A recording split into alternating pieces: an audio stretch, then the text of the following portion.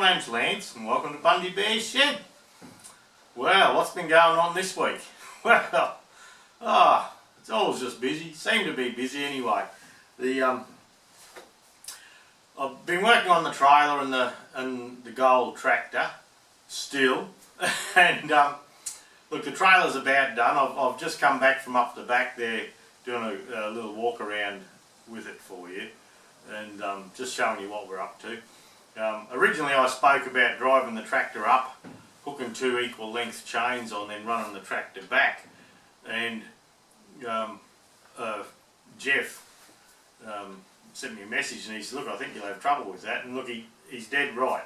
I did. I tried crossing them, and just to get them both the exact same tension was a problem. But so what I've done, I've just made some chains with some safety hooks on them so I can click them on the tractor, click them on each end, and use an over-centered dog. So, the weather report. Geez, I'm bloody slipping, hey. God, good help, so hard to find. Look, this week, they had fire warnings out and everything. Half Australia seemed like it was on fire, but look, not quite that bad. But after getting our water last week,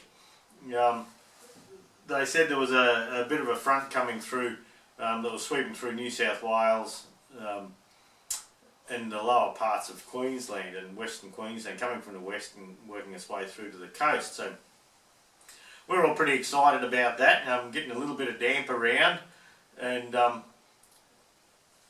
the paddock has had a bit of overgrowth on it, and a bit of rhodes grass and things like that. And look, it wouldn't have been bad feed before it got frosted, but the seeds all dropped, and I had been thinking of doing the slashing and in case there was a fire come through the place, and dropping all that to the ground just so we could have a lot cooler fire, you know, without the air getting up in under it.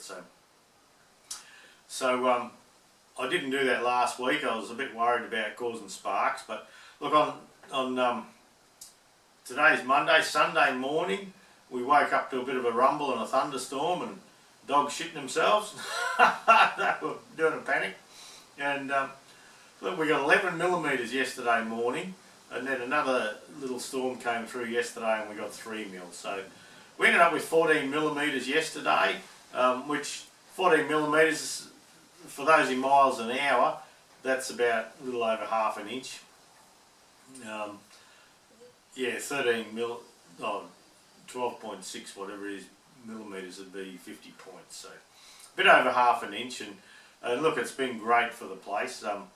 I've just come in, I jumped on the John Deere on the 2030 this morning, and it's only early yet, it's only 10:30 in the morning, and at daylight I was on the tractor slashing, because I've just dropped all that around and put a good fire break and things like that. So that's how come I've got the coat on.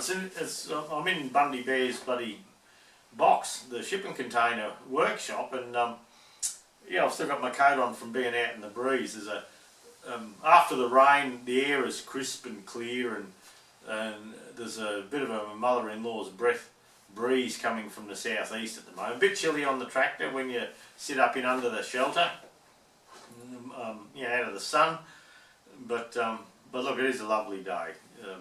Look, probably 14 degrees will be our coolest. Tonight I think it'll get cold though, now that bit of cloud cover's gone. And look, I'm not sure today, but I'm expecting probably 26, 25 in there somewhere, but look, I haven't really had a good look at that. I just thought I'd get out there this morning and do some slashing. But look, back to the trailer. My mate Dave, that goes tractor driving with me, he does tie down courses and all that with Borrell. He's got a big truck, big tipper and a dog, tri-axle dog I think it is, and he takes their big hot mix machines around, you know, where they, well, you've all seen them holding up bloody traffic, the bastards. And he takes them around, so I had a yarn to him and I said, yeah, what's the law in Australia? You see a lot of people pulling tractors and that down with the ratchet type load binders. And he said, oh look, he says, at Borrell we've got to use them, because what was happening was the blokes, some of the blokes were getting big hunks of pipe on the over-centre dogs and bringing them down, and the pipe would come off and crack them in the head and all that.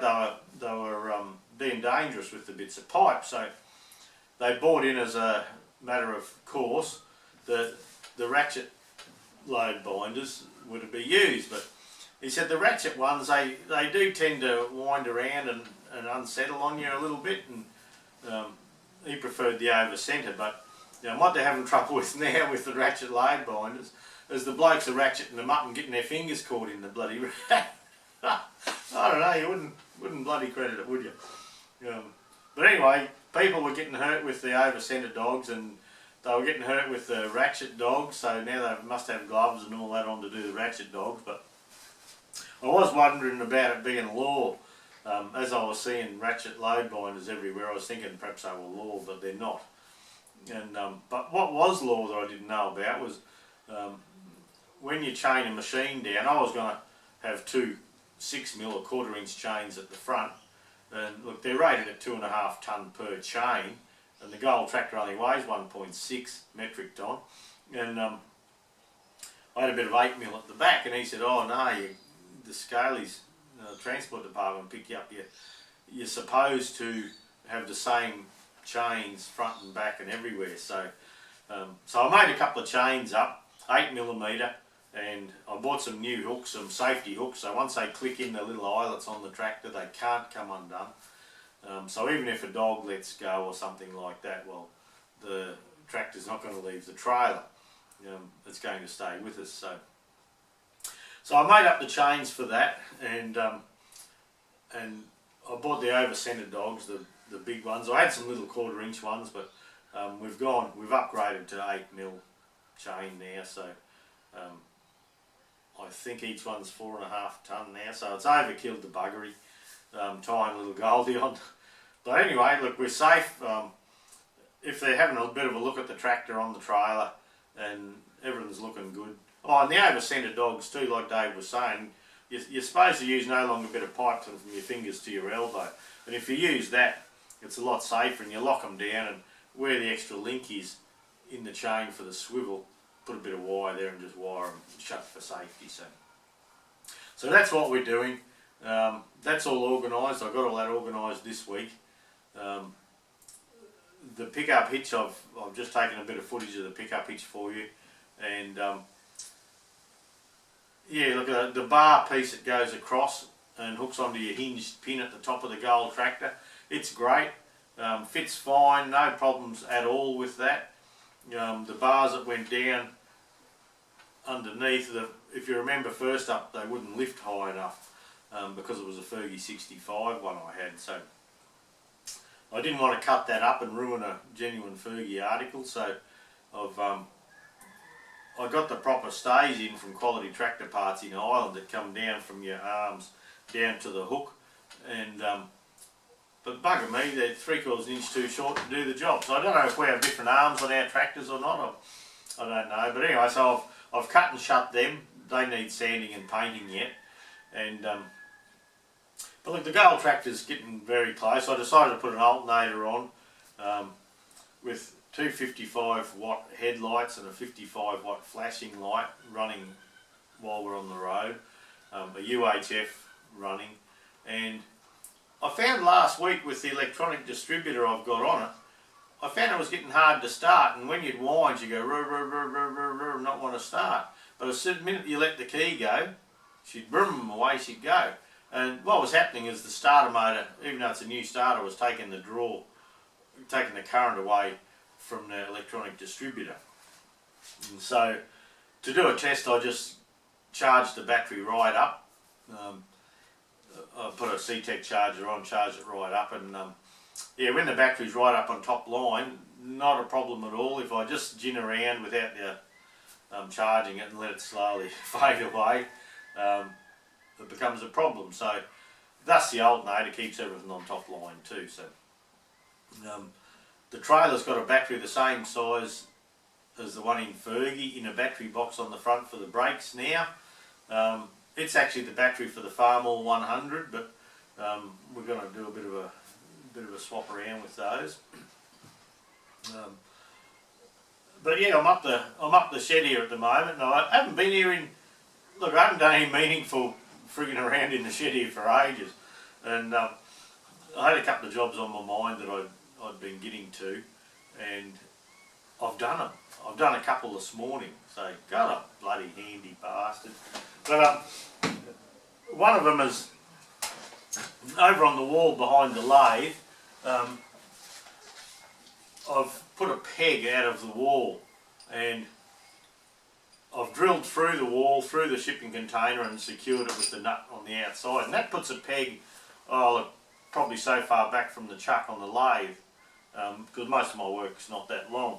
And what that's going to do for us, with that peg out of the wall, we're looking at camera mount, so I can get a bit of better footage. I hadn't hooked anything up in the shipping container here for camera mount, so with that sticking out of the wall, I've got an option here of tightening this little bugger up, and that's a Chinese Noga style knockoff with a 1/4 inch thread on it, so the camera can screw onto the top there. I can use the lock nut here, and with the pin sticking out of the wall, that gives me a lot of options, up, down, round about, and away we go. So not only is that option, but up the back I used to have a piece of box section coming out of the wall with a gimbal, a camera gimbal on top of it, which gives us nice smooth turning, and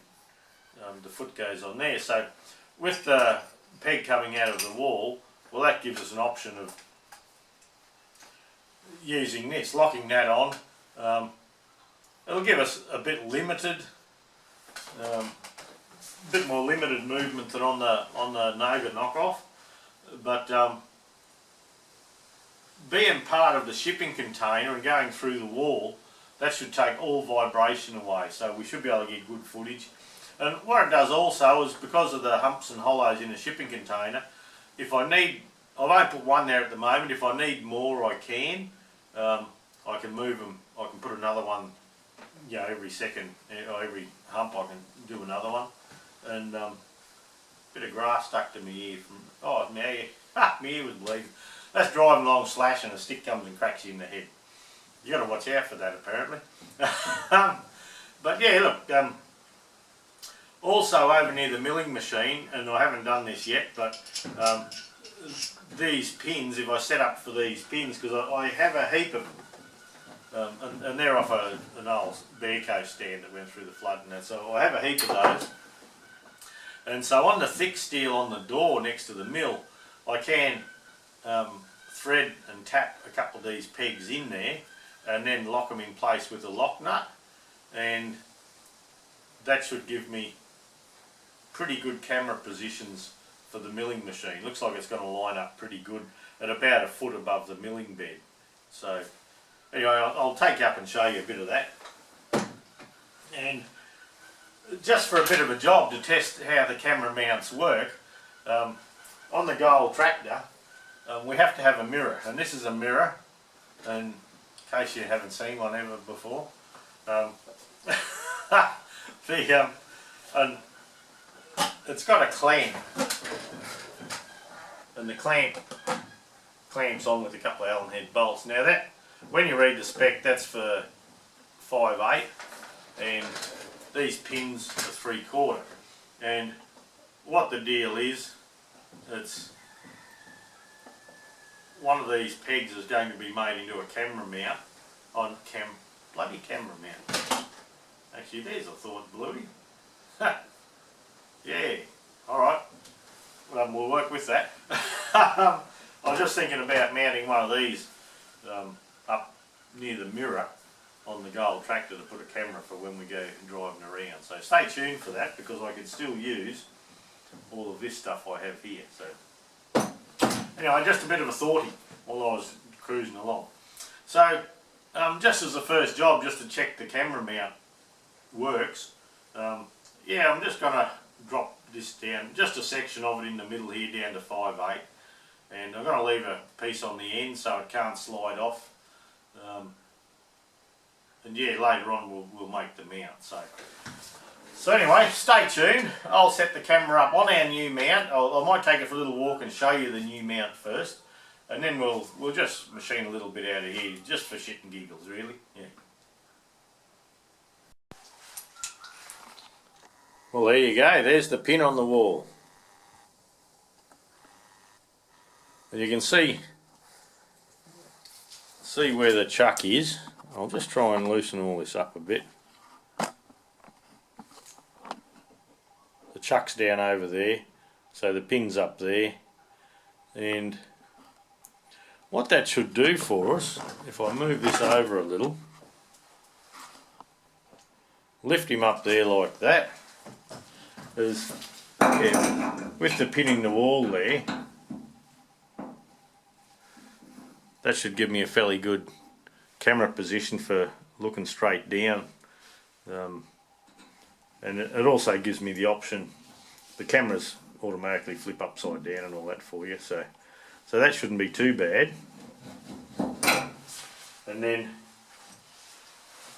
this other setup with the hot foot, I'm just trying to work around the camera here.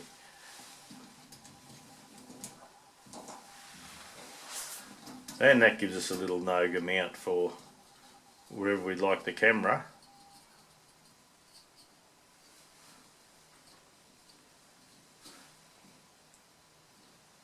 And not being part of the lathe, you could bump the lathe around and all that, and that won't move, so we shouldn't get any transferred vibration with any luck. Now around, while we're on the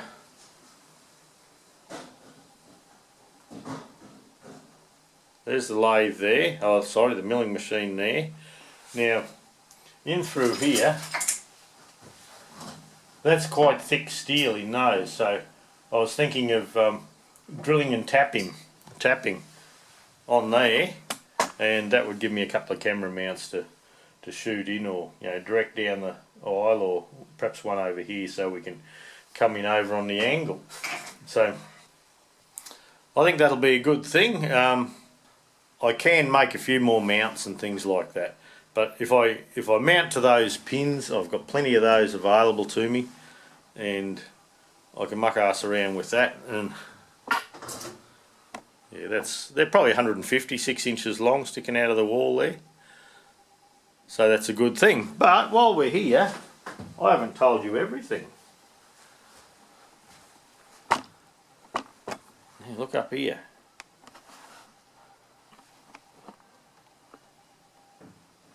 Look at that. Now what's that? That's a light box. Now on the stands at work, you have the stands with all the parts down underneath, and that's a light box. Now on the front of the light box, now the front being here, there's a rail here, and you can slide like Sparex or something like that in. So that looks okay. Hang on a sec. Right, back again. That was only Grumpy Dove. He's having trouble with his tractor. So yeah, had a bit of a chat. Yeah, so that's it. I lost the train of thought a little bit. But anyway, hopefully I'm going to get a bit more time in the shed here, and I'd like to learn to use that grinder a little bit better yet. And I do need a tidy up. I've been racing in doing quick jobs and pissing off again without doing any tidy up. So look around on the mill here, I've got tools and shit everywhere all over there too. So anyway, that's what I've been up to. Right, we've got the camera on the Noga arm, and the neighbours have decided to do some whippersnipping. So anyway, we'll just do a quick run. That's we're just going to drop a little section of this down to 5/8. We're sitting at 3/4 here.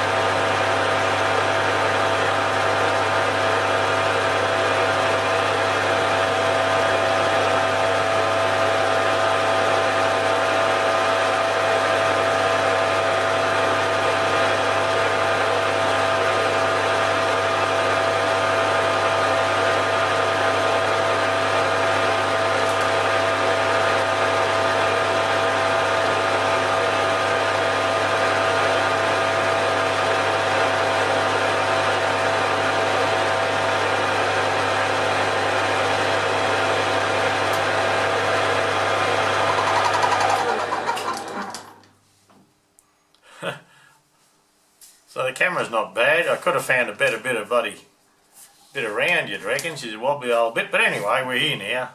I might speed things up a little bit. Oh, what are we sitting on? C3, we're sitting on 600 odd. Let's pick it up to 800, 840, and we'll have a frig around there, eh?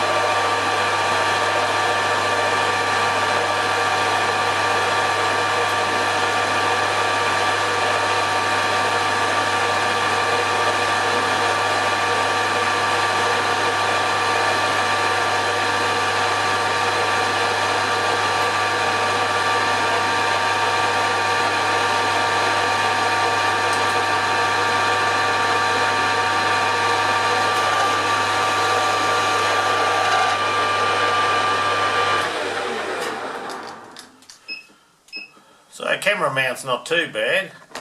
It is, I can move it around a little bit on that Noga arm, but the lathe doesn't seem to affect it. Pretty shitty cut on the lathe. We might just drop it a bit. And have a quick measure.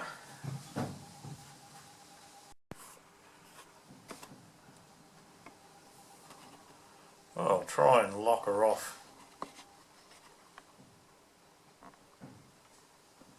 There, and we'll see how we go. We've got about 1.5 mil to go, so I'm going to feed her in, do a heavy one and see how we go.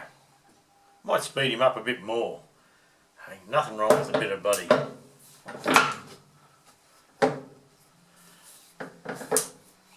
1,050.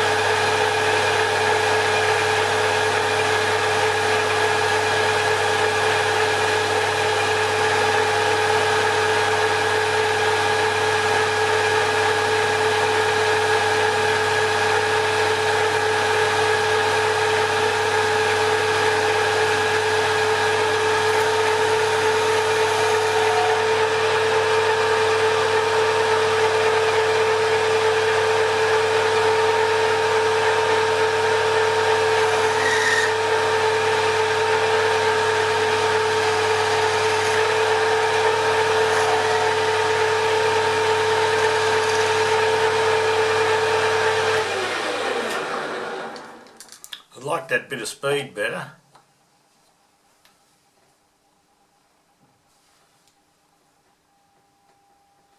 A little bit more.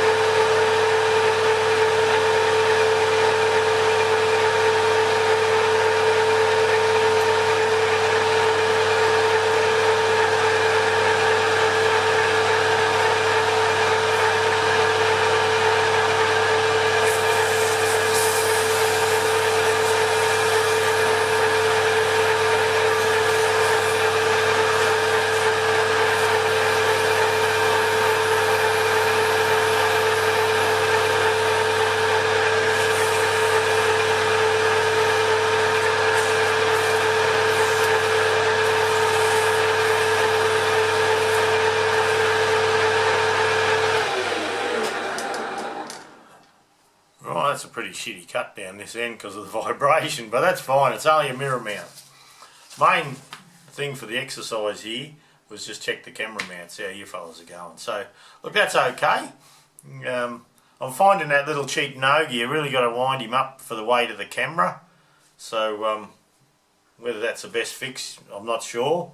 But anyway, it'll be like a Meccano set. We can always fiddle around and fix stuff. Well, here's Goldie at the moment. Kelly dog been running around chasing me up here in the ute.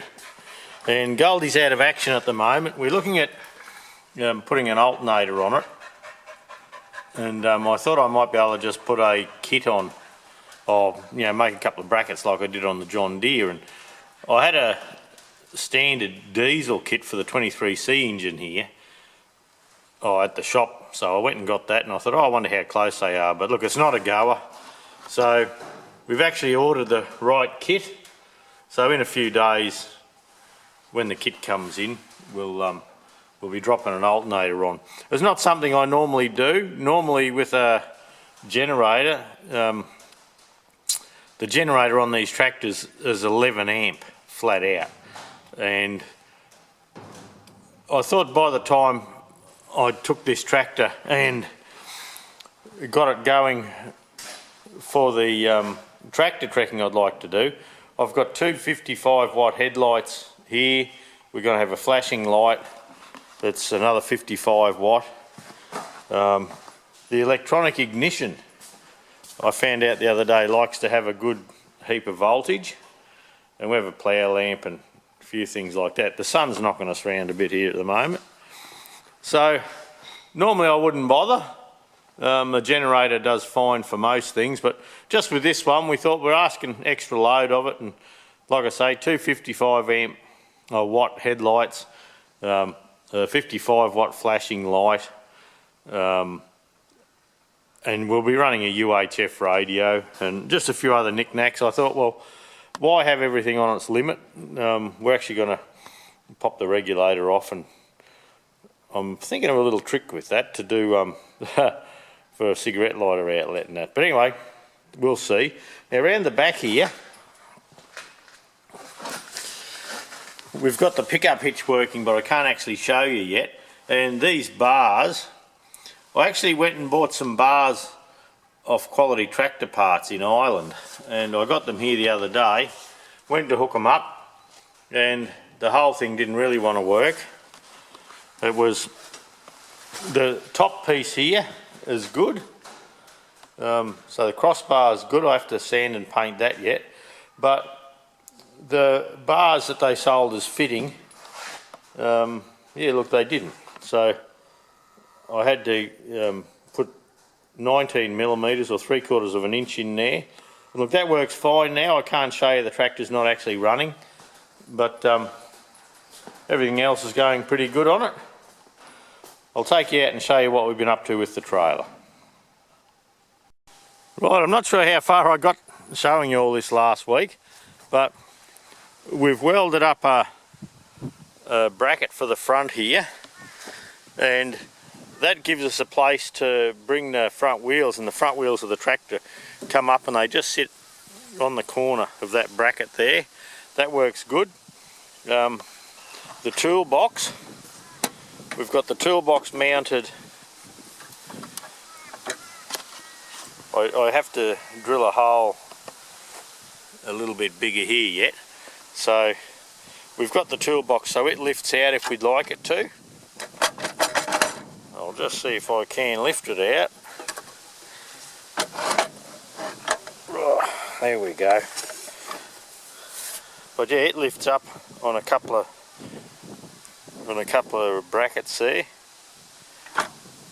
And so we can leave it on or take it off for security, and there'll be a little clip. I drilled a hole. Oh, it's hard to see, isn't it?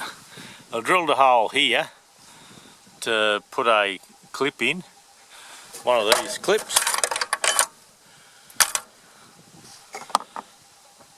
This sort of clip, and it'll go around and lock in, but I have to open that up a little bit yet. I didn't go big enough.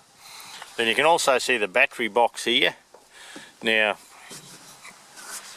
the battery box is, in Australia, for 3.5 tonne four-wheel brakes, you must have a battery that's capable of holding the brakes locked on for 10 minutes.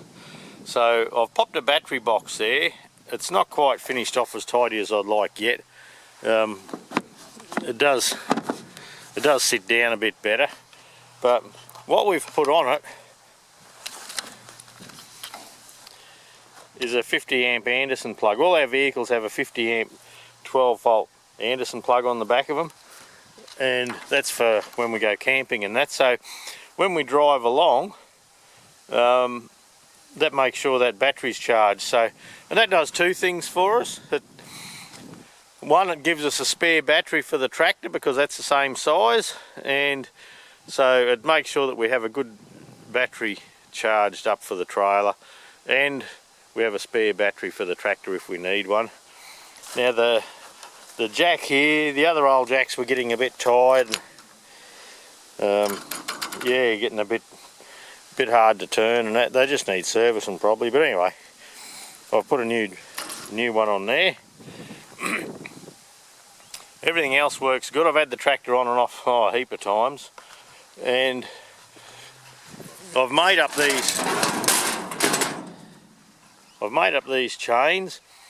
And one of my long-time viewers, Jeff, he mentioned the other day that I was going to have fixed length chains on the front here and just hook the chains up, then back onto them, but he mentioned that you never get it quite right, and he's right. I've frigged around with that for ages. And so what we're doing is we do have the chains front and rear, but I've made the chains longer, and we're going to pull them down with a dog. So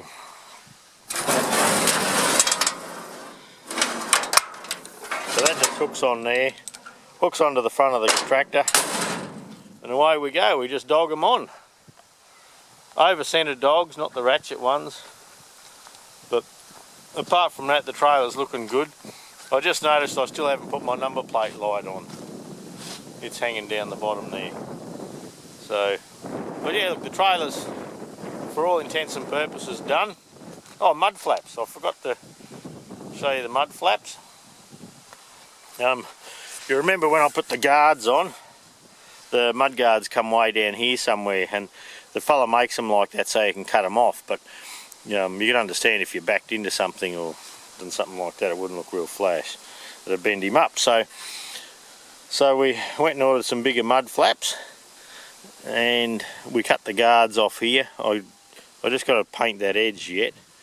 Just it's zinc. They're all made of zinc, so it shouldn't be too bad. But yeah, so we've got mud flaps back on the trailer now, and oh, that should just stop flinging rocks back up onto the tractor. But yeah, all in all, not much to do to the trailer now. She's pretty well done, and it's good to load and unload. And I was going to show you this week running Goldie up and back onto the trailer, but I went and pulled the generator off, didn't I? So perhaps next week for that. Well, there you go. Got the coat off. I've just been out having to talk to Grumpy Dave. He's having trouble with his dash on his tractor. He got a bloke to help him paint it, and it's gone a bit all crazy cracked on him. So I think he's got the dash sanded, and he's hitting me up to go and put a bit of primer on the dash for him to servo. So we'll see how we go. See what happens. But look, that's it for this week. Yeah. I don't know what's going to happen next week. Hopefully I can get the alternator on the Gold tractor, and I can show you running up and down, loading and unloading and things like that. But well, that's all I got for you this week. Try and behave yourselves, and we'll catch up next week, eh? Alright, see ya.